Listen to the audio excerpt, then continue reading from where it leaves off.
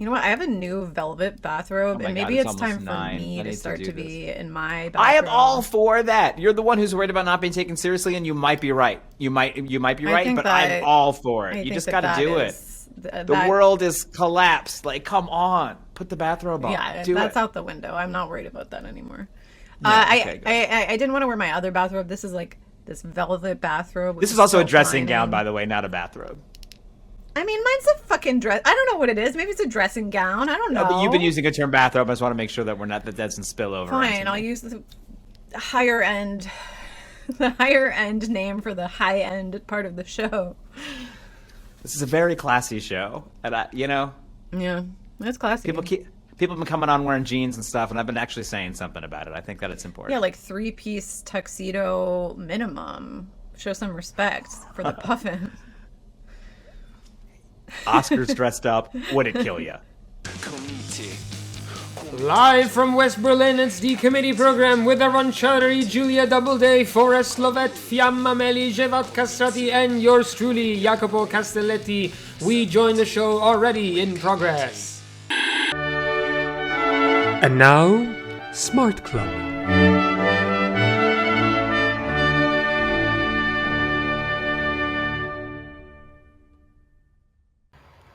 Hi, and welcome back to Committee Program. I am your host, Arun Chaudhary, and as promised, we have a French election update. Where we're at right now is we finished the presidentials. They had both rounds. We'll probably talk about that a bit.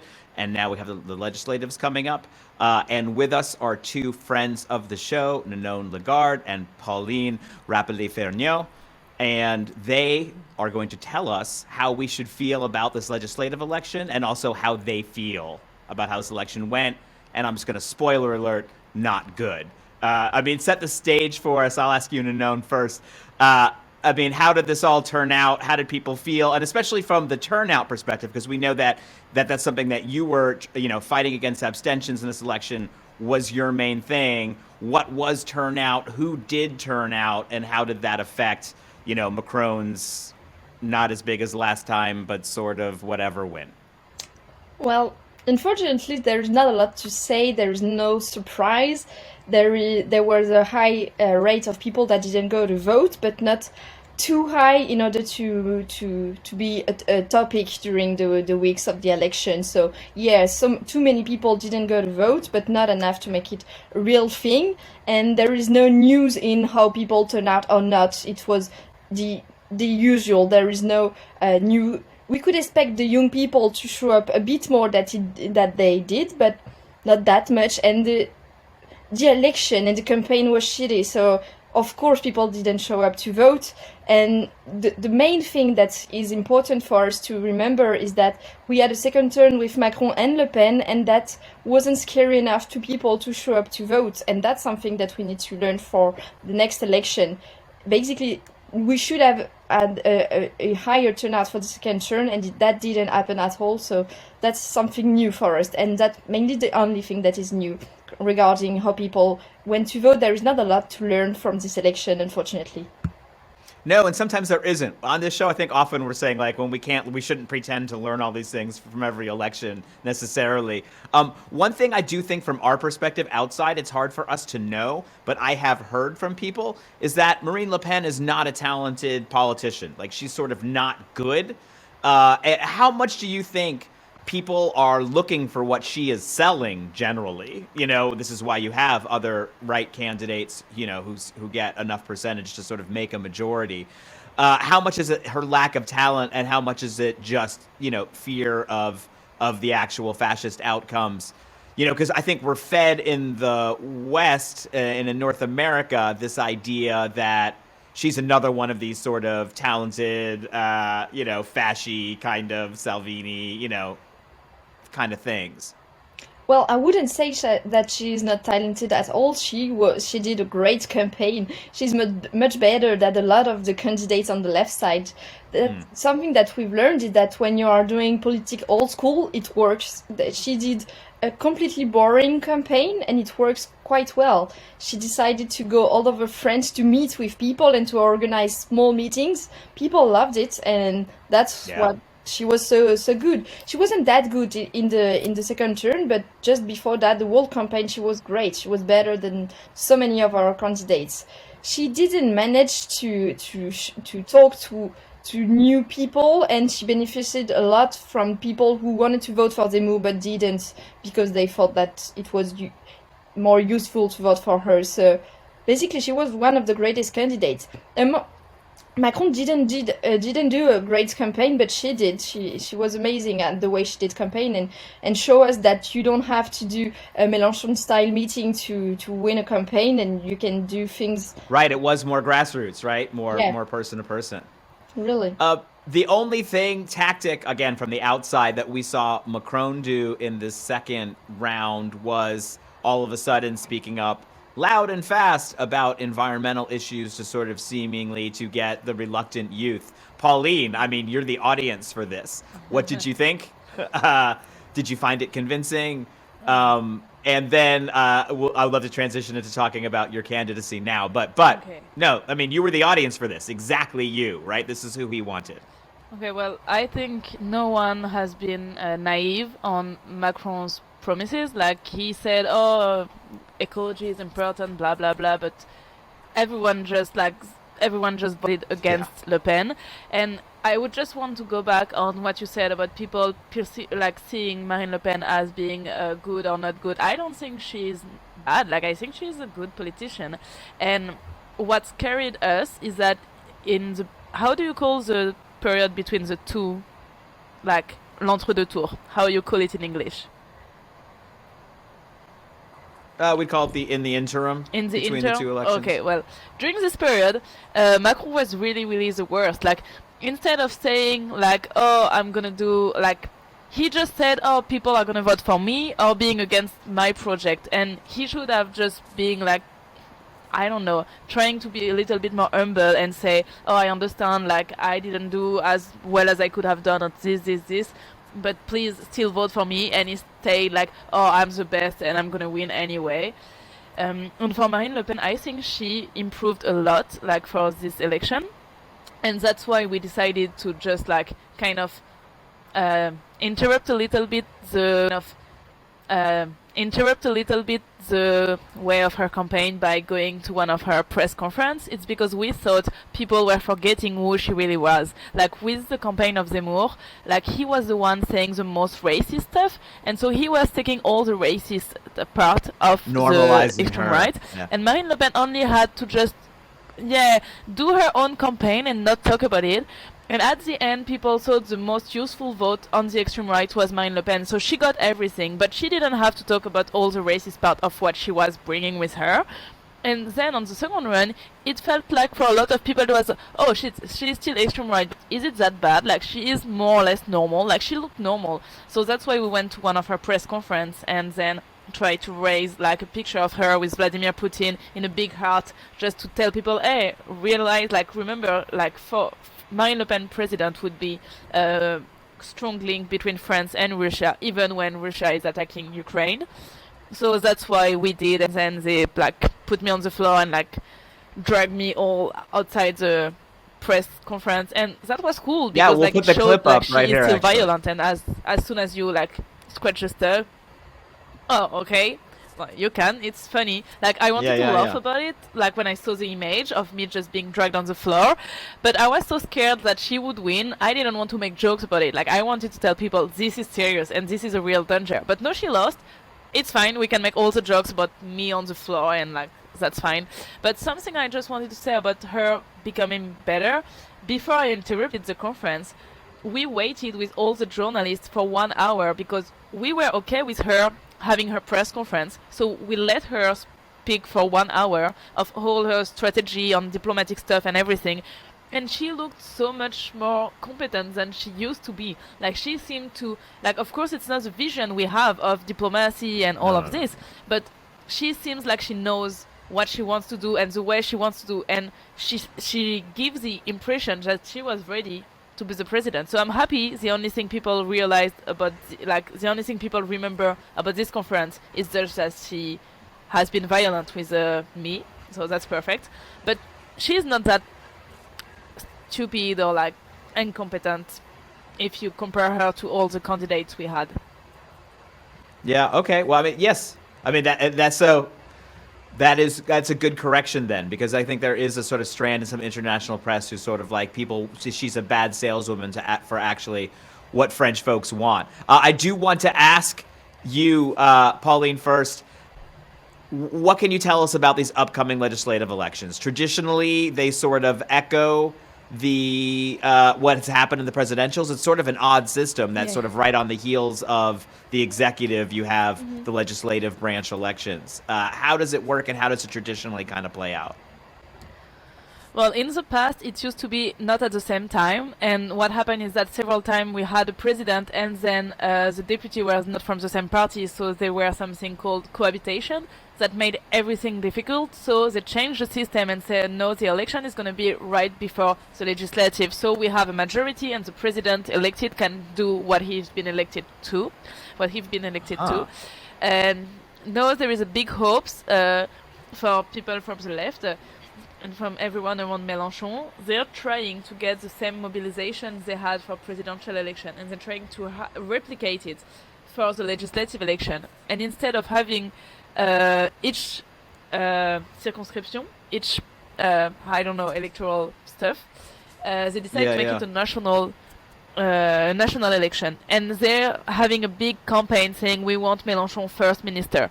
And so they want to make everyone vote for the people of their party, no matter who the person is. We don't even know if they're going to put the picture of the person on the communication. They're just going to say, vote for this person because it's going to make Mélenchon Premier Ministre. It can be smart from their point of view, so that they bring as many people as they can to vote. But it makes it difficult also to negotiate with the other party, because the idea was that, okay, all the left know we are going to go together and decide where we put which candidate to have as many left and green candidates as possible in the assembly. And it's now supposed to be like the alliance are supposed to be decided like today, tomorrow. It's just super stressful for everyone because we want it to work, and no matter what we think about each of our political party, we just want it to work for our future and for like ecology and for all this. But we don't know if it's going to work or not. I mean, it sort of echoes the beginning of the presidential, in which everyone was supposed to have these meetings, get together, and kind of form a left coalition. So maybe, I don't know. Obviously, we're hopeful for it. But Ninon, as someone who was working in voter mobilization, we were talking before, and you were saying, even though it's possible for the next week for people to register, you don't expect many people to participate in this election who did not previously. What do you think are the kind of tactics or methods that can be made to sort of unite people to vote tactically for the left? Or is it more of a free-for-all, or just how do you see it? Well, the problem with this election is to figure out whether we have to lie to people in order for them to go to vote or not, and how much do we have to lie to them. Because in France, when you are a deputy of the opposition, you basically have no power, no rights, and you are kind of useful. You have the right to speak up and to be listened by the media, but if you are in the opposition and Macron has a majority of MPs that vote for him, he can do whatever he wants, just like he did for the past 5 years. So there is two ways we can mobilize people to go to vote. Whether we kind of lied to them and made them believe that a cohabitation is possible. Like for me, it's a lie, because I'm sure we will not have a cohabitation. There is no way we will have enough MP on the left side, even if we have a great deal with all the political party, which is quite great. But there is no way, looking at the numbers, that we can have a cohabitation. So two options. First one, lying to people and make them feel that a cohabitation is possible. And so they enter the election thinking that they can choose the next prime minister, whether it's Mélenchon or who else, I don't care. I would love him as a first minister. Or else we have to be bit more nuanced and saying to people, no, there will not be a cohabitation, but still it's important to have MP on the opposition, on the left and the green side, because, and the list is quite short why we need to have those MP. I would love to have Pauline as an MP it would be marvelous if she was on the majority, but she's on the opposition. She's someone I can ask for favor to talk about some issue in the media, to help some people to do things, but she will not be able to provide to prevent a bad law from Macron. So it's super hard to say to people to go to vote for this election. What we are currently doing is just making sure there is a campaign. We are targeting 20 local districts in France where the abstention rate was super high, and we are organizing debates adapted to young people to make sure that they are aware of who are their candidates in their local district, to make sure that they are given a better interest in the election and that everything is not at the national level. But we do not expect to have a huge impact on the voter turnout for this election, because mainly for now, like Pauline said, it depends on the agreement that we have among the left party. But no matter what, our president will be for the next 5 years Emmanuel Macron, and this is something that we can't do anything about for now, and it's not raising a lot of hope for sure. Am I clear on the two? Yeah. I'm not super cheerful and hopeful, but I'm trying as I do my job to try to bring people back to politics, not to lie to them and not to always tell them that we can win where it's obvious that we can't. But there is still things why we should show up for, but lying to people has been what we've did for the past 20 years, and it hasn't helped people to trust politicians in a better way. So I don't want to do that anymore. I actually really appreciate you saying it exactly in that way, because the sort of breach of trust, especially sometimes from the center left to the civic left, and to folks, who are more issue-oriented or activists, has been almost made an irreparable block between people. I will say, and I will have more to say about this on the show and to you both, I'm sure, at different times, but coming off that election in Slovenia, we had some kind of tough truth ads, and I do think maybe one of the tactics of getting people to vote in this election could be similar, which is that you do these things not for some reward, not for a tangible change in your life. Sometimes you do these things because they're the right thing to do, and it's your turn to stand up and just, would it kill you to vote the right way this afternoon? It won't even cost you anything. Like, just do the right thing. Sold for its own sake, right? There's no candy, there's no pot of gold. Like, this is what you see on the box is all you get. Pauline, what are you doing to reach out to Mélenchon voters in your district? We know you are running for the assembly. It's exciting. You are getting that huge committee program bump right now. All of our viewers in your district are gonna, for sure, volunteer, etc. But but what are you doing to kind of be a candidate who is unifying the left as you're running? So for now, we're kind of in a weird period, because the National Party are negotiating the alliance or no. So I decided to start campaigning, just because we can't just stay there doing nothing. Yeah, that's right. So what I've done is that I wrote an email to all the people, to all the local committee of the Mélenchon party, to say, hey, I'm doing this, I'm in this bar every week if you want to come meet. And I had some of them on the phone, so they know I'm running, and they know I want them with me, and they also know if they end up being the candidate, I'll support them. So we try to have locally good relation. And what I start doing is that we go. Do you say in English door to door, or do you just say canvassing? Door to door. In Texas, what is the right word you use? In Texas, we call it block walking. But everywhere else it's door to door. Canvas. Yeah. Okay, door to door. So since last week we started doing door-to-door every evening, around 7 p.m. when people come back from work. So we just go door-to-door in the district where people vote for us, the Green, and where people vote for Mélenchon. And we just go door-to-door and say, hey, I'm your candidate, or there is our candidate in the next block or in the next place.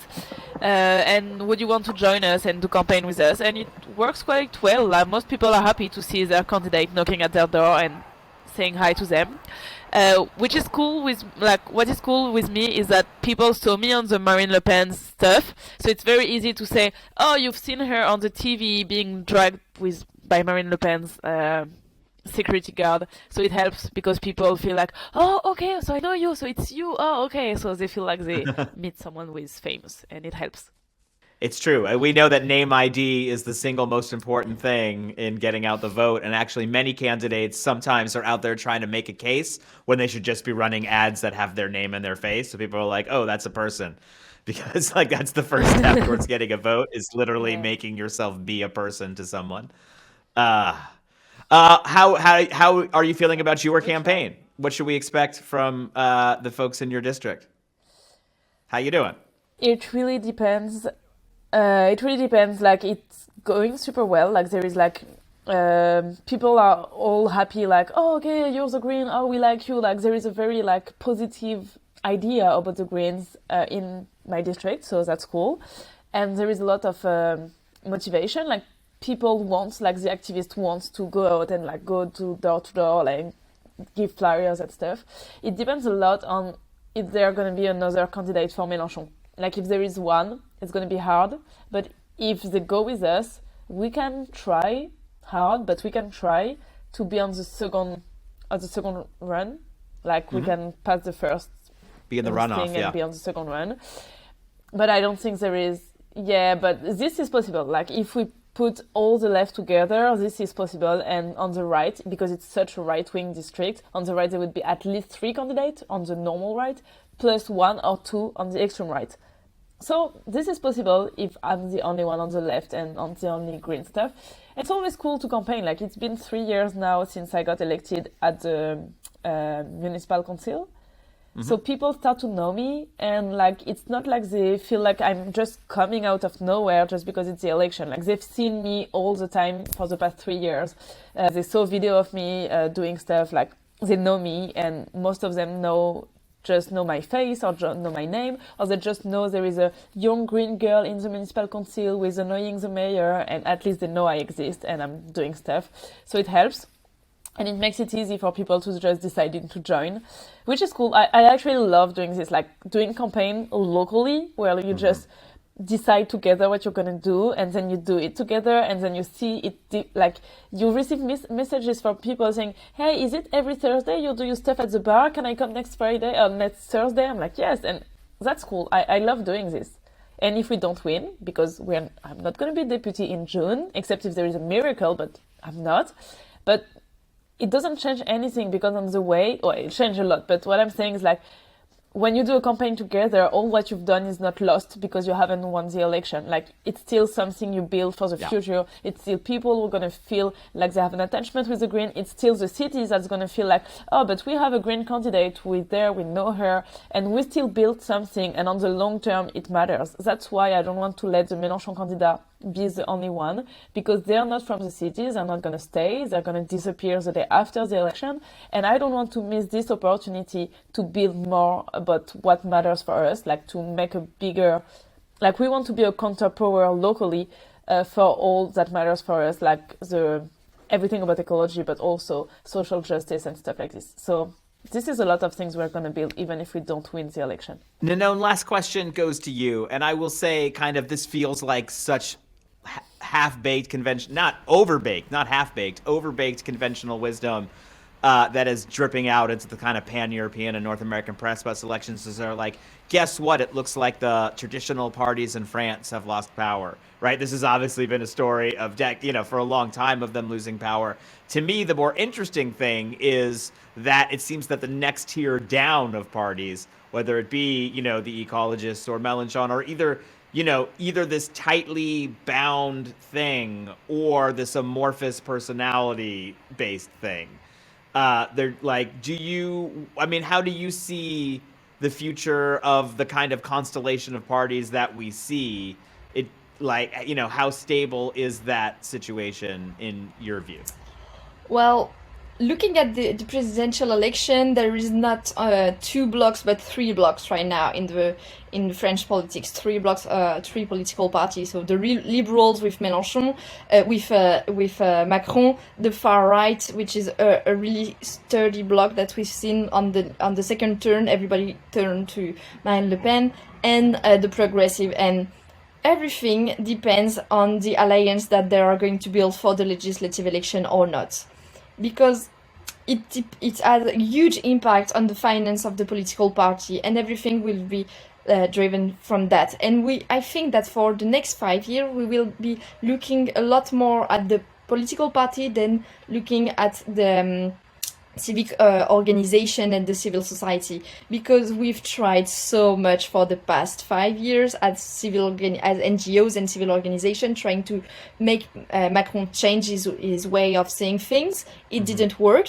We worked with petition, we've organized video with every YouTuber you can imagine, we've disobeyed, we did that with everything. And now I feel that we don't want to continue to do that, and a lot of people have more faith in politics than ever, because we think that's the only place that we can have an impact for the next 5 years. So there is really high hope on the capacity of the left party to merge into one sturdy thing in a nice way for the legislative election. And the engagement of young people in politics will depend a lot on that, and I think they have a huge responsibility, and we are looking at them every second of every hour on Twitter for the past two weeks, and hopefully they won't disappoint us. They already disappointed us a lot for the presidential election, not being able to merge into one political party. That was a great mistake of them, and if they disappoint us again for the legislative election, it will have strong marks on the way people see politics, because people do remember that. In France, people don't vote for two reasons. They really do remember the Treaty of Europe. They had a referendum, they said we don't want that, and after that politicians did that, even though the French people said no. They really strongly remember that, and if we give them excuse not to go to vote for the next 10-15 years, that is people that have the same opinion are not able to merge into one political party or one candidate, why should I move on Sunday to vote for anyone? I mean, they are not even pretending to care about our life. So there is a really high hope and really high responsibility for the next 5 years now. I mean, at least there's that hope. I would say in the U.S., it's kind of that ship has sailed, and we're about to see two really, really shitty elections this year and then 2 years from now. But inshallah, things will not break down quite like that. And Pauline, we are all in your corner. Thank you both for coming on and keeping us up to date, and just appreciate you all. Thank you so much for having us. Bye. Thank you. Merci.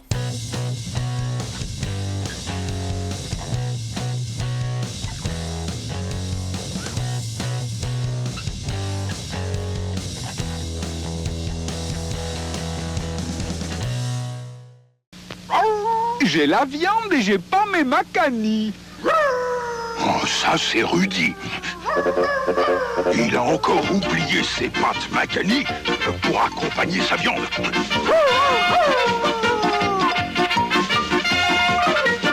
Eh ben, les voilà tes pâtes macani. C'est instantané et c'est très bon. Demain, je fais le Mont Blanc. Désolé, je peux pas venir, j'ai mon cours de danse. Macani, le fidèle compagnon de la viande. Je vous écris d'un coin de ciel bleu. Sur la mer, je file 20 nœuds. Faire les îles dont j'ai toujours rêvé. Je vous écris pour vous rappeler que le bonheur, ça n'arrive pas qu'aux autres. Gagner au loto, ça n'arrive pas qu'aux autres. J'ai seulement cru dans ma bonne étoile, si bon numéro, et hisser la grand voile. Le loto, c'est facile, c'est pas cher. Et ça peut rapporter gros. Du chocolat riche, onctueux, généreux, Suchard a su tirer tous les plaisirs. Un cœur de praliné fondant et moelleux, nappé de chocolat fin, parsemé de noisettes croustillantes, pour donner naissance au Rocher Suchard. Rocher Suchard, tous les plaisirs du chocolat. And 3, 2. Oh, I actually tried to do the character thing on its introductory call to this new person to come in, and it did not work. Where I was like, "Hey, it's really nice to meet you. These two people have told me nothing but then pause was bad things about you. They really can't stand you," and it just did not land. That's not even. That's not mean or rude. That's like a dad joke. No, it wasn't even. It was like a dad joke. Everybody says that. I did it like in a kind of like even in a hammier way than a dad, kind of like a big setup thing. Well, I feel like maybe you hit on the truth then. Maybe those people don't like that person. That's true, but that's true with everybody. And 3. Maybe you. Speak for yourself. Put that in the show. Oh my god, okay. Sorry. And now, highbrow, lowbrow.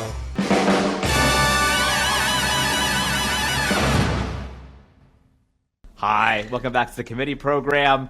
And this is the sophomore edition of Highbrow, Lowbrow, a segment where Julia Doubleday and I examine a peak of high culture and a valley of popular culture. See the way that I said that? Like, popular, you know what I mean? Like popular, like it had a bad mouthfeel to it. Yeah. Exactly. And we jam about it. We talk about it. We do what's what. We make it happen. On the show last time, we said we were going to do horror this time, and we did. Horror.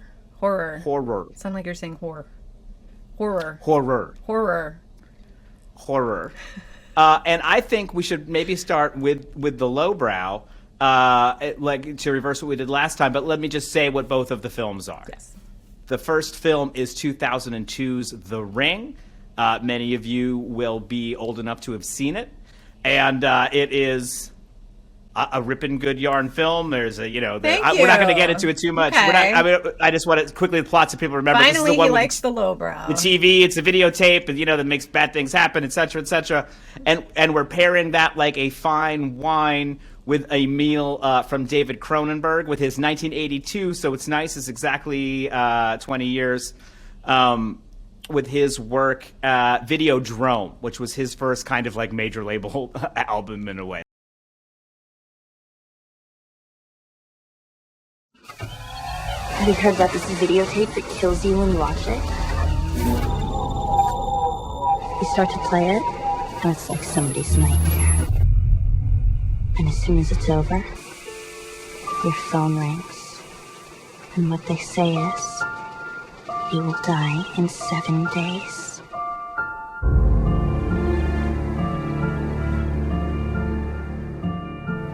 Katie told you she was gonna die? She told me.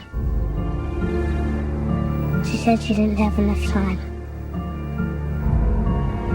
Would you say that I'm gullible? No. Easily rattled? You're a little highly strung, maybe.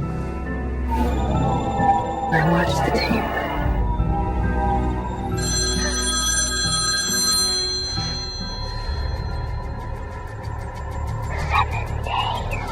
I'm not gonna get all worked up over some rumor. Yeah, show it to me.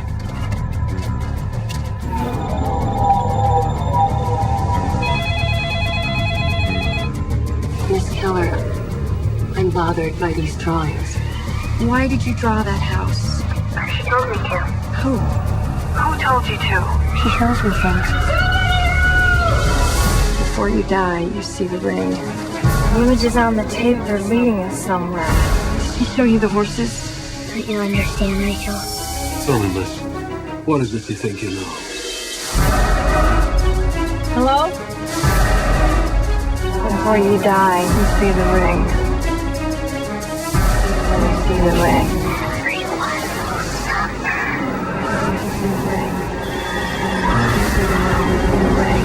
You see the ring.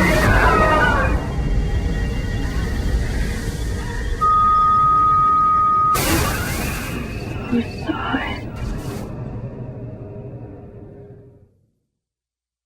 By the way, I had never seen Videodrome, and you had never seen The Ring, so we picked this. I don't know. I mean, it was just some sort of psychic connection that got us And the films put these both, together. right? Yeah, Videodrome, again, deals with videotapes doing things to people. And so Videotapes what's doing so things to people. cool is that this is both about videotapes doing things to people, but in many ways it's totally opposite like in the intentions and the results, and I think that's going to be cool to talk about. But what made you recommend The Ring to me? And then I will say my reaction to it, which was, you will know as I was watching it, was very positive. Well, first of all, The Ring is one of my favorite horror movies ever. I'm a big horror person. As you know, I watch horror movies like kind of every day to calm myself down. It really takes me out of the existential dread of existing in the world. I don't know this why. This is an important part of your just daily ritual. Exactly, yeah. So, but The Ring, I think I saw, it's one of the first horror movies I ever saw, actually, because I was, I don't know, like 15 when it came out or something. Jesus Christ, how old are you? Yeah, I guess that's right, all right. Yeah, okay, I mean, and my parents didn't let me watch horror movies when I was a kid, so maybe, I don't know, this is part of my teenage rebellion as well. But yeah, so I like one of the first scary ones. I mean, I saw the Gremlins when I was a kid, but it gave me nightmares for 10 years, but it's not actually that scary. The Ring I just think it's like a really perfect little film. Like the way the narrative from beginning to end. It's a little machine that works. Exactly. It's like the pacing, the narrative, where it takes the exposition. I knew what was going on very quickly without having to learn a bunch of weird shit. Thank you, Marvel Universe. Like I don't need to buy things. Right. So we knew what was happening at the beginning. That first opening scene is very, very memorable. Again, it's that sort of decision to front load the shock, and then sort of build back up to that as you're sort of unpacking along with the journalist what's happening along the way. You have the heightened stakes of like her son watches the film. There's the relationship with her ex that it's sort of a romantic subplot, but like you know what? It feels like it doesn't pay off, but then we care about them enough that it matters. So that's good. Yeah, I think they did a good job with that. That was a little bit like, that's the twist at the end, right? Is that like they think they have solved the problem. And it's all solved. And you're even sort of satisfied. You're like, oh, that was pretty good. But then it does that kind of right. And I think it's very satisfying that they do the twist because we can say what the twist is. This is decades right, old. Right. You know what I mean? Right. So yes, we think that the ghost in the machine, who we think is probably good and trying to express herself, is actually bad and wants to hurt. It's people. A little girl who. Essentially, Rachel, the main character, is uncovering in the archives of the library, which, as we all know, is the best place to uncover things in horror movies. Always go to the archives of the library. Microfiche is the way to go. So she's, flipping I have more through to say on this in a second. These old newspapers, and she's discovering stuff about this weird town. She goes and finds this woman. Eventually, she solves this sort of mystery of this missing girl, which is that she was thrown in a well by her mother. So the result or the conclusion that they reach is like, oh, this girl's spirit is haunting us because of this horrific death she was sent to. But ultimately, if you look at all of the clues along the way, it doesn't actually add up. So if they had ended it there, it would have been pretty unsatisfying, because there's all this stuff about, all the horses mysteriously dying and all of these supernatural things happening in the town, and the supernatural images she's able to create out of her mind, the fact she never sleeps. All of these things aren't really explicable. Some of them could be like small town rumors, but being on camera not sleeping for 24 hours a day, that's not really, it's supernatural, right? So they free the spirit of the little girl, and immediately Rachel's son is like, oh, you should not have done that. You're dumb. Like, she's actually a maniacal killer, and that's why they threw her in the well in the first place. And then also very satisfying, because it's literally an adult sort of being like, no, it's going to be okay. The adults did it, and the kid's just like, no, the adults don't really know what's going on. Yes. Which of course has many parallels. Yes, and also visiting them in their dreams and all this stuff, and leaving marks on them, and so she's also a very terrifying villain, right? I mean, even to the point where I think that she's a very cultural touch point. People know the girl that crawls out of the TV. People know the girl with the hair in her face, even if they haven't seen The Ring. That's something that people are very familiar with. Yeah, there's a combination of Poltergeist and The Shining and these images. Like we know these images. Yeah, and actually, that's one of the things that I thought was so cool about Touch, because it actually touched on something that you talked about last time, which is sort of updating our cultural vernacular for the digital age or whatever. And this film doesn't have to do that, because it's 2002 and it is not part of the same world we are in now. But it is part of this really cool line of kind of this cultural through line where technology actually confirms our belief in the spiritual rather than the reverse, right? How the age of sort of exploration and science kind of led to kind of Madame Blavatsky, right? And kind of that spiritualism and stuff, right? It's like the instant that we have cameras, one of the first things that we think to do with them is maybe we can photograph ghosts. You know, it's like actually what people want to do with the technology. And so it's sort of interesting that even here with like the videotape and stuff, it's like the visceral realness of this technology we do associate with the supernatural to interact with it in a real way. Like these things to us, I think, go together rather than are separate. Technology always tells us about the maybe ghost. In a way, it's, you know, humanity as a whole. We keep advancing technologically, and as we do that, we have this sort of sublimated hope, or maybe not sublimated if you're super into that kind of thing, that we're going to find something that we can't explain, or we're going to find something that proves that there is something beyond what we can see. And, you know, like videos of Bigfoot or whatever, right? You know, like the human mind, we want to discover, and at the same time, we want to be stymied and confused. And we want to feel it's a bit of confirmation because we want to bias, feel right? like We're there's looking someone for it. that's smarter than us that is dictating what's going to happen. Because if it's just us, that's very terrifying. That's more terrifying than anything. Yeah, being surrounded by the dead is quite comforting in a way, right? Actually being alone. Well, on a because rock it wouldn't hurtling just be through the dead, universe right? It is would be scary. a whole realm of existence that we can't touch or understand. Yeah, but even the parts that seem scary is better than nothing, though, right? Like, I agree. So yeah, I mean, I really love the movie. I love the way it's paced. I love the way that they end up back at the cabin. The whole thing of actually the covering on the well going over being the ring, I really liked. Like that's the last thing she saw.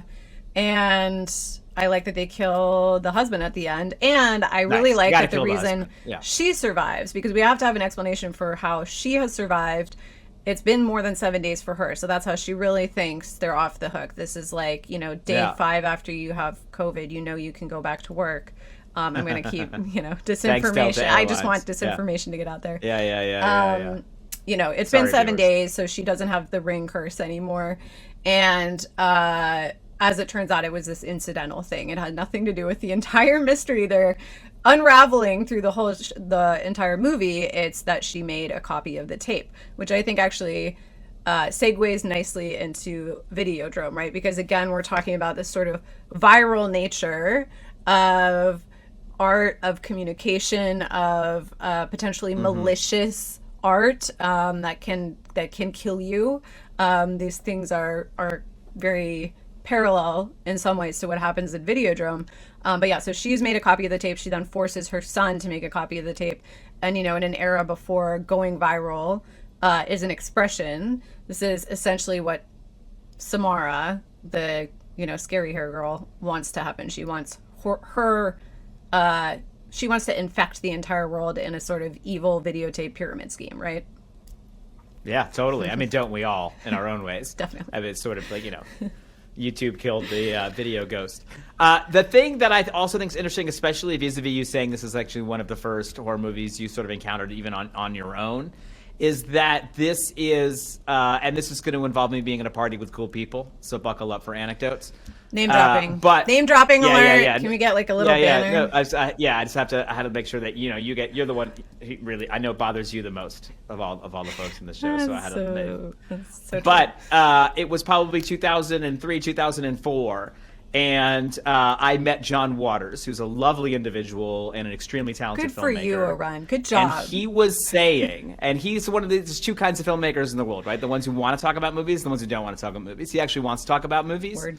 And he was saying, and he was like, you know what's exciting now, especially about September 11th, and I'm sure he did not mean September 11th. The stuff was exciting, although it came out a little cut that out of even. context. I remember even then being like, let's be careful with that a little.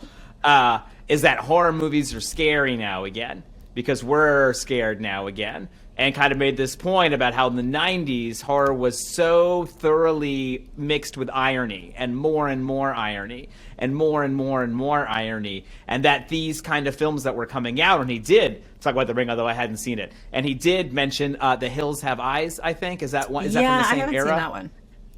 And he mentioned both of those as being kind of, that felt more like 80s or previous 70s horror because it actually was scary and allowed you to sort of you were allowed to just escape into the horror without being knowing I feel like about I it. specifically talked about this before because I was talking about how I actually was talking specifically about sci-fi and like pre and post 9/11 about how like in the 90s end of history, right? So for a certain group of privileged Americans, it's this feeling like things are only getting better. They only can get better. Growth. Bye.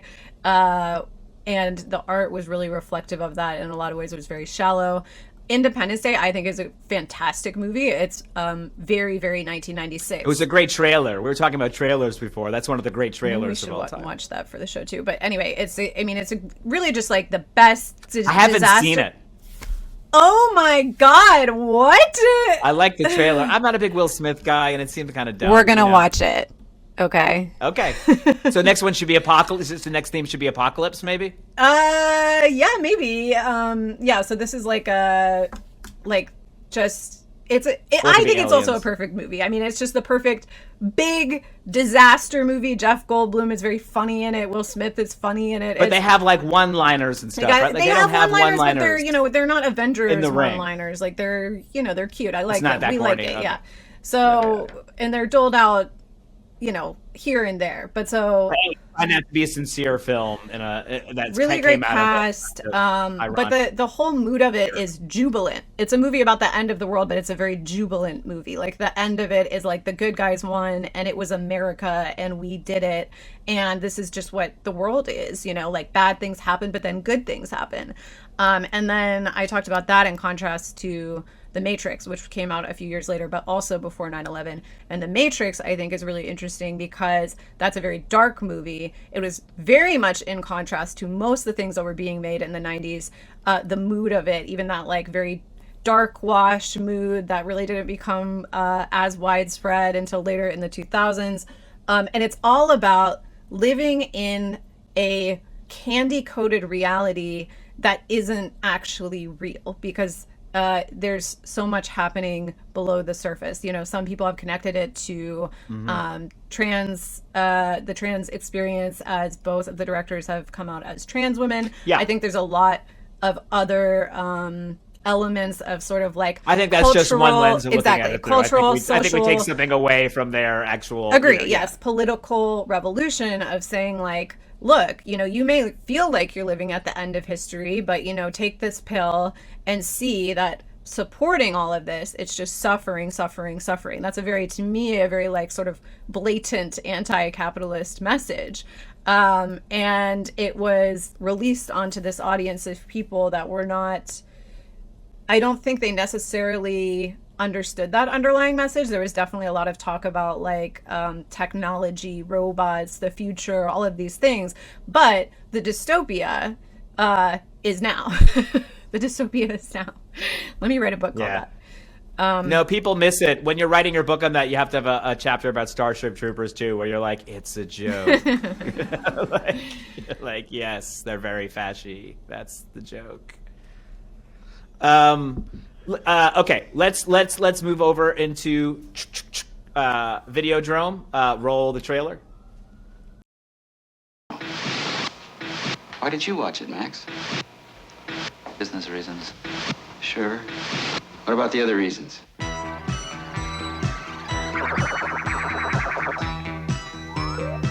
Max Wren is a victim. I woke up with a headache. He has been exposed to Videodrome. I've been hallucinating for a while, ever since... What? Since I first saw Videodrome. His brain is already receiving video images.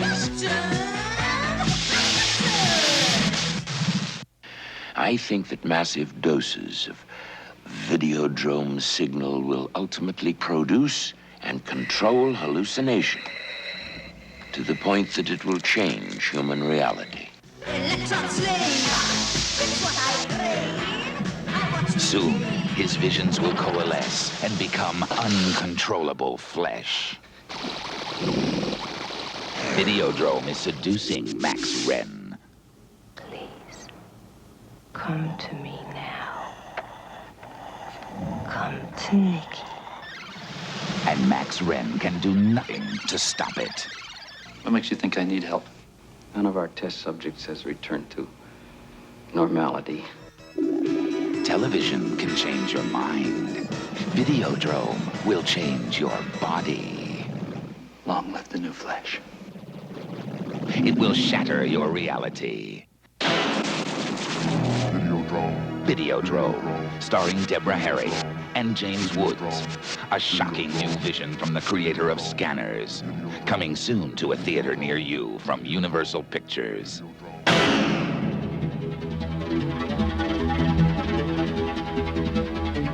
So Videodrome is called body horror. I mean, I think immediately you told me, hey, this feels like sci-fi, not horror. Like, his stuff is always about anxiety, about body, right? Like, my hands disappearing inside me and stuff. And actually, I find that sort of compelling because I've always kind of been scared by that, had sort of, waking nightmares about stuff like that, like, don't like that kind of thing.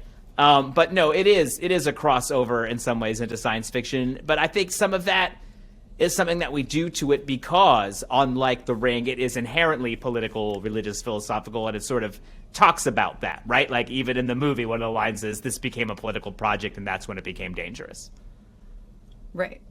Okay, so my first reaction to watching this movie was that I hated it. Then I thought about it more, and I didn't hate it. That's Debbie Harry, by the way. I know. Blondie. I looked it up. Yeah, I looked it up, yeah. actually, because I wanted to check. But yeah, I was bewildered by it. I do think, sorry, unpopular.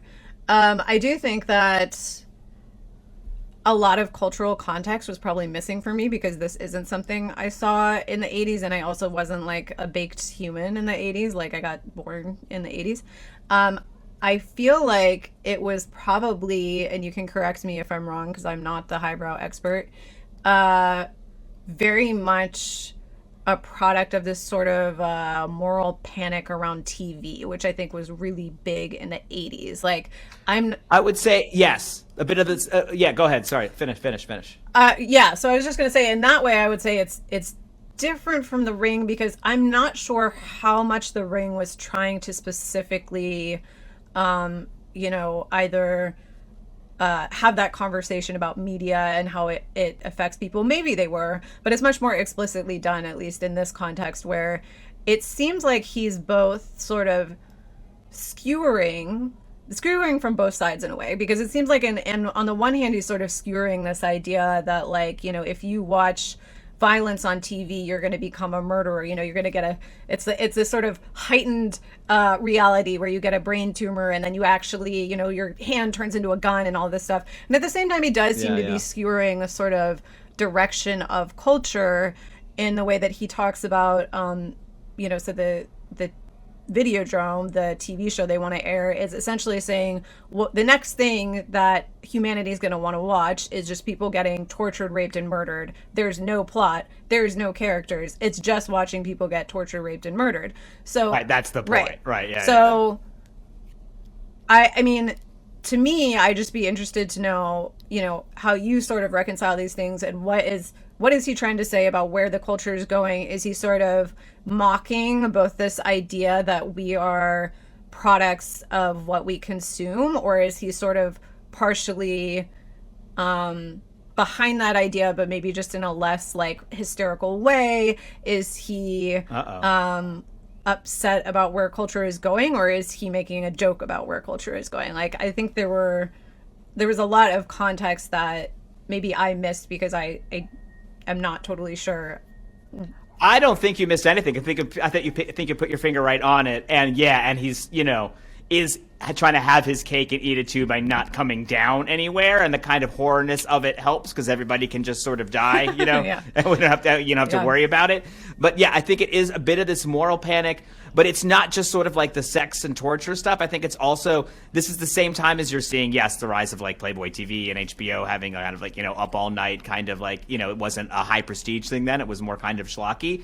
But at the same time, you had Morton Downey Jr. and those guys, you know, the pre-Rush Limbaughs kind of coming on TV with the idea that you just yell at people and that was good TV. This was sort of new and exciting. And so the idea that TV was just sex and yelling and horror like really was coming down on it. And then you also have the other people who he's enjoying lampooning here, who maybe is the last wave, which are the theorists, right? So the guy who sort of runs the religion, the TV religion, is definitely supposed to be Marshall McLuhan, who is, you know, Cronenberg's Canadian, Marshall McLuhan's Canadian. The whole thing takes place in Toronto, etc. So I think it's also kind of it's also making fun of the fact that he would make a movie analyzing these things, right? It's like even the analysis of this is also a bit much. But I do think at the end of the day, he does want to say that while real experiences, and maybe this is profound, are no more or no less important than imagined experiences. And not to say that they aren't as important or that they are more important, but that the two things are exactly the same. Yeah, or that the two things are now sort of melding together to form a new type of person that is so heavily molded by culture and this sort of national, international culture, which is maybe something that was new at that time. I mean, now we communicate more than ever through a lot of different platforms. I wonder how he would make that movie today. Yeah, it would be a lot different, right? And I think it would also, as you're saying, have more this idea of kind of global web pushing into one thing, right? The homogenous kind of new now, but with diametrical and different forces still fighting for us, right? Sort of the end of history is not a matrix of one perfect thing. Right. It's just a new battlefield in which the same exact things happen, you know, and sort of the silliness of a religion based on people watching TV to cure themselves of all ills is probably the same thing as Jesus, you know? Yeah. I did like the one-off. At some point they said the evil corporation or whatever that's trying to kill everybody who wants to watch the snuff films, they make weapons for NATO and eyeglasses for children in third world countries or something like that. So I thought it was a very like throwaway pointed critique of sort of like corporate responsibility many decades before that became more of a or just sort of the blindness of these huge webs. It's like, yeah, they make cookies and bombs and it's all the same. Right. It's absolutely all the same. In some ways though, things are sort of more precious though, right? Like I think in a way that Cronenberg couldn't imagine in 82, the access which we all have to be able to watch snuff films essentially is endless. And the fact that they're real is, I think, something he wouldn't think of. Like, right now as we're watching the war between Russia and Ukraine come on, as someone who studies information, disinformation, I'm sure as many people who will watch this, like subscribe to all kinds of different Telegram channels and things, and just the stuff coming through is, extremely graphic, extremely horrific, and just sometimes is exactly the same coming from both sides with different labels on it. And so I do think this kind of dystopian information future, we're there and we don't even have as many of these guides, because even in this show, right, whether it's the corporate executive or the daughter and her prophet father, there are still adults in the room, right? Of course, it's a shorthand for telling a story. You need people to stand in for people, right? But it's still hard, I think, to Jacques Tati maybe does it, in his films. Other folks who try to make these kind of big things, but to show what a system of people who are vaguely greedy, vaguely lazy, but not the worst people you've ever met, the damage they can all do when they are numbered in the millions and they control the apparatus of the world. Yeah. I mean, I feel like in a way, like we've seen a lot of these world-changing technologies as revolutionizing how we communicate, but in some ways they just sort of what's the word, accelerate seeds that were already there. So I think that like we talk, it's the same right? stuff, Like we talk a lot right? about like the new age of information warfare, but like information warfare, of course, has always been a thing going back to, when it took you 2 weeks to get a newspaper and whatever. Like Jefferson said that Adams was dead or what. You know what I'm talking about? Like there was some campaign with the two of them. Oh, no, Adams lives is like his last words, even though Adams was this dead, is something different. This was Something like that, during right? a presidential campaign. They were really mad at each other. They had a friendship, and then they hated each other, and then they reconciled. Yeah. They died on the same day. And July 4th. On July 4th, the 50th. Annoying. I think Yeah, anniversary, annoying. 25th anniversary or 50th. I don't know. Kind of lame when you think about it. Really. But when they were running against each other, it was like one of them said the other had syphilis, and then the other one, and it just really inspired. I mean, Oh, it's just like actually. yeah, he's dead. we actually need to try this one in the mass emails again. Let's see if we can come full circle. He was just like, you know what, you can't vote for him. He died. He's actually dead, and it was much harder, I actually think, for people to verify whether or not that was true. They had to wait. Took a little while to spread it out back then, yeah. I don't know, like the next, like, I don't know, wagon to come into town. I don't know how it worked, but you definitely couldn't go on Twitter and see every person on Earth having their own opinion on whether or not he was dead, and you couldn't check TMZ. So I don't really buy that misinformation is somehow so much worse now. And the internet, and I even think sort of I do think. Look, I try to be an unorthodox thinker. Not to apply the same lens to everything over and over again. I do think like mechanical, like mass media. The difference between having a bespoke media and having mass media was a big change. I don't think the difference between having a mass media and a digital media is as big a change. I think that one was a huge sea change, and that the idea that I actually can hit everybody, didn't used to be able to do that, and then. Now the idea I can hit everybody faster is sort of the same, I but think better. there's a It's an bigger, accelerant. the underlying thing I think that is so... Like movies, photography, like 1900, turn of the 20th century, I still feel like something fundamental. No, I think something fundamentally changed, and I think it's... Maybe I'm arguing with myself now, but I think it's just the fact that these narratives that aren't coming from any powerful actor. So a lot of times I use like Standing Rock as an example, but there's tons of examples like this, like whether it's different, protests in Ferguson, whatever, like something that is being elevated by no powerful actor. It's not the US government. It's not any other government. There are people who just haven't had their voices in the popular press ever.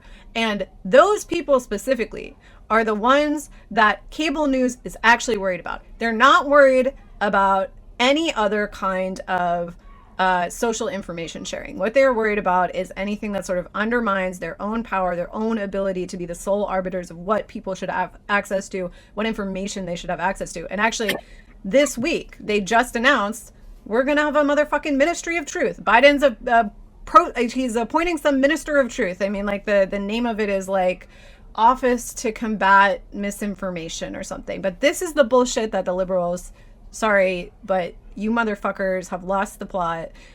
They've just been banging down the doors asking for this because of the absolute hysteria that was going on in the press. Instead of talking about what's happening in the changing media landscape, their jobs are under threat, their power is under threat, and they have nothing to say about Fox News, which just blares misinformation all day and all night. Nothing to say. They're in the club, so it's different. They're in the club. They have the same MSNBC business model. Maddow, right? Same business model. So they have nothing to say about any of that. All they want is just this extreme censorship of people being able to communicate directly with each other without any sort of person from the upper classes being able to be in the conversation. That is extremely disturbing to them. And I don't think they're actually going to be able to do that. Short of like banning every social media platform, it's actually very difficult to moderate content because, you try to cast a wide net, you end up eliminating way too much. It becomes totally unusable. You try to cast a narrow net and a lot of hate speech. It's not... It's a Goldilocks problem. Essentially, when people talk about trying to regulate speech on these platforms, they're imagining an individual who has a perfectly matched politics to their own, going through and reading every single tweet. And of course, we know that's not possible. On the other hand, the fact that they can't do that, they don't have the power to do that, they don't have the ability to actually engage with the amount of content and information and data that we produce, I think it's a big advantage for us because there's no way for them to tamp down on all these different conversations, all these different movements, because it pops up, there's no way to control it without outright banning it, which is exactly. No, I think people even know that they collect massive amounts of information, but they don't even, there's nothing much they can do. Oh yeah, with no, it, big data is in a large part, it's in large part a lie. Big data is too big for people to understand what it even means. But if you look at what Russia did, like Russia just banned Facebook, Instagram, all these social media platforms because it is full of so-called Western propaganda. So how is that any motherfucking different than what we're doing? Like all of a sudden all these liberals are like, oh my God, this is so anti-democratic. They have banned Facebook, the thing that I have been advocating for banning for 6 months. Like, don't advocate to ban platforms where people can share information socially that has never previously had a way to reach the public. Like, just don't do it. Just stop, please. Read a book. Yeah, totally. that actually wouldn't be a bad thing to exactly cut on. Read a book, cut at the end of our lowbrow, highbrow segment. But actually, I do want to tell a story that I tell all the time because an old man repeats himself, but because I think it illustrates your point exactly, which is when it comes to these actual news stories like Ferguson that bubble up from below, the news media do not know what to do with them, to the point where my favorite Jake Tapper CNN moment, which is in front of a burning gas station in Ferguson, he asks the person there, hey, do you think that this is a big enough news story that the news should be here? Or that the media should be here? And the guy looks at him and goes, I don't know, bitch, read the news. And then walks away to continue protesting. And that's it. Yeah. The relevance of traditional media has been declining for a long time, and they've been playing the victim about it for a long time. I mean, for a couple of decades now. It's, oh my God, people are too stupid to read our wonderful product. Maybe if your product isn't being consumed by people, it's because it's literally shit, and they don't want to eat shit anymore. And maybe if we didn't realize that your sort of path to power goes from politics to the morning shows, like we all see that's what they do, that it's well, like maybe that we don't take them so seriously. I think it's like we all see what happens, and why should we continue to take it seriously? Raised in the internet age, raised in the information age, this stuff just doesn't work on them anymore. Whereas like boomers are still watching these shows. They're the only things keeping these shows afloat. And unfortunately, they really, really, really love to vote. But and they don't love to die. They hate dying, honestly. Like, it's their least favorite. It's really a thing with them. Yeah. But yeah, I mean, I feel like they know that the average age of their viewers is like 70. I mean, it's something crazy. So even if they all live to be 90, what is the business model for 20 years from now? I don't see what it is. They just tried to release CNN Plus, which apparently they spent millions and millions of dollars on. It was supposed to be their streaming news. Nobody signed up for it. They were trying to lost their job, I guess. No. Don't do that motherfucking shit. Don't do that motherfucking shit. They already had streaming news. Like, what was the point of this thing? Don't do that. I feel bad for the people who lost their jobs thing because. No, I'm not saying that. I'm saying, like, I'm sure whatever, it was fine. People who worked there were fine. I have no idea. I'm just saying, what was the point of it when you can go to CNN.com/live and watch CNN? But what I was going to say is that the very powerful millionaire media figures who were publicly humiliated by the collapse of this dumbass platform immediately got online and was like, I guess. Who were those people? I don't know. Whoever. You think I know the people on CNN? Yes, they were famous people who were going to have shows on CNN Plus. And they immediately got online and they were like, I guess you just want to make fun of the poor people and the makeup artists who lost their job. I mean, this is disinformation. This is very clear, like, distracting from the actual narrative of what happened. Y'all are the ones. I just don't want to be ghoulish about something closing. But, like, it seemed like y'all a good are the idea. ones It did that not seem like a house opened a business that was unsustainable. So you guys are responsible for that. And by the way, since you're all millionaires, why don't you give them a motherfucking severance check? Why don't you do that? Because you have money and I don't, ma'am. Like, I don't understand why they're trying to blame the public for that. That's your own shit. You did that. You built that. So Apocalypse. Is Apocalypse the next theme? Sure, I guess. Yeah, is there a highbrow apocalypse? All right, there's plenty of highbrow apocalypse. Come on. There's even Apocalypse Now. That's not really Apocalypse. That's not what we'll watch. It's not an apocalypse, and it wasn't really now. So, what are we going to watch aside from Independence Day?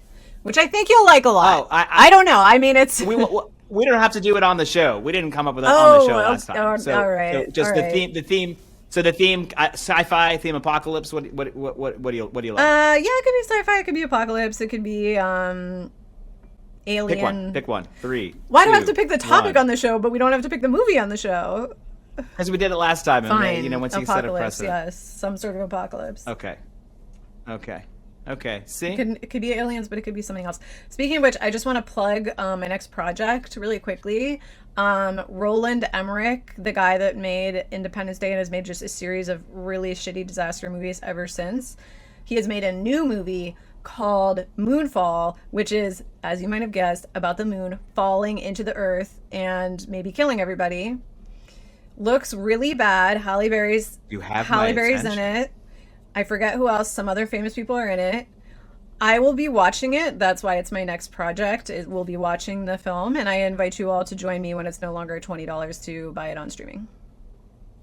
Moonfall. Wow, this sounds like quite a motion picture, and I'm sure you will hear all about it, folks, on another Highbrow, Lowbrow here on the committee program.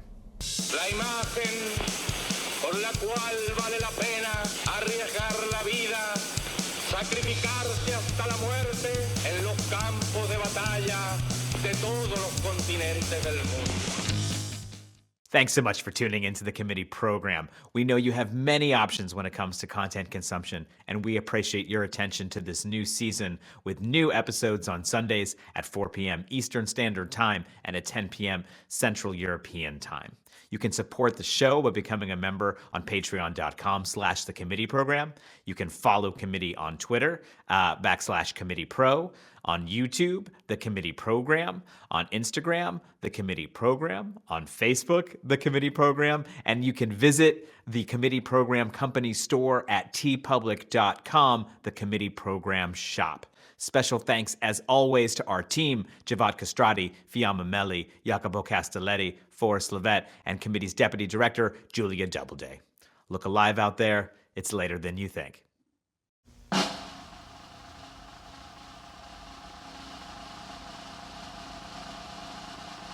It's the end of our broadcast day.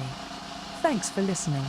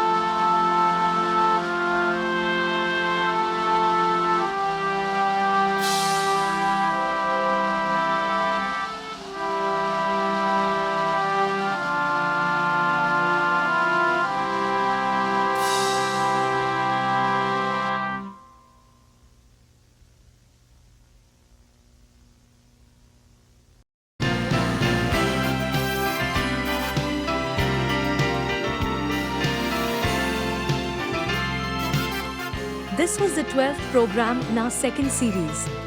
For more global infotainment from the committee program, click on the video screen right or screen left.